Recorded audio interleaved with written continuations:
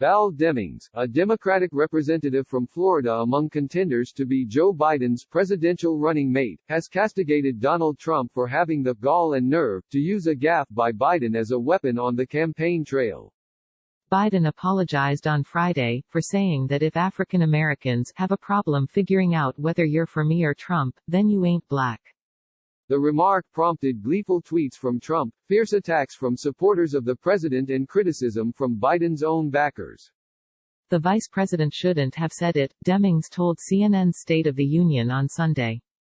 But I really think the gall and the nerve of President Trump to try to use this in his campaign, he who has since day one done everything in his power, supported by his enablers, to divide this country, particularly along racial lines.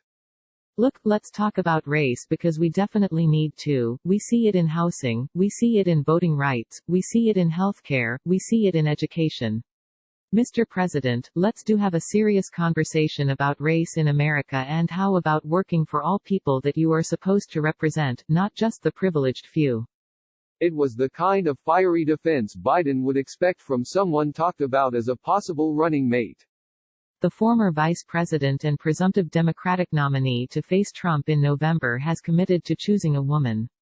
Many, including the interviewer who elicited the controversial comment on Friday, radio host Charlamagne tha God, think the running mate should also be African American. I don't even care about the words, Charlamagne told MSNBC's AM Joy on Sunday, and the lip service and the apology is cool, but the best apology is actually a black agenda. They got to make some real policy commitments to black people. California Senator Kamala Harris and former Georgia gubernatorial candidate Stacey Abrams, a target of retweets in dubious taste from Trump on Saturday night, are thought to be the most likely running mate picks.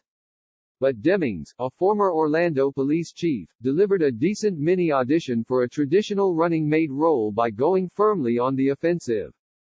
Asked about expressions of outrage from the Republican South Carolina Senator Tim Scott and former Utah Representative Mia Love, Demings said, I think it's interesting that the president searched high and low to find an African American member of the Senate and a former member of Congress to speak out on this issue. It'd be nice to hear other Republicans, male or female, speak out. In fact, many did, including former South Carolina Governor Nikki Haley, who is of Indian heritage and who many think is lining up a White House run of her own in 2024, or could even be considered as a replacement for Mike Pence as Trump's own pick for VP. Haley called Biden's remark gut-wrenchingly condescending. Regardless of color, gender, or class, to label any individual with what he or she is expected to think, believe, and vote is demeaning and disrespectful, she said. Not to mention arrogant and entitled. On Sunday, CNN host Dana Bash asked directly if Demings wanted to be vice president. She did not answer directly, but made it clear she would serve if asked.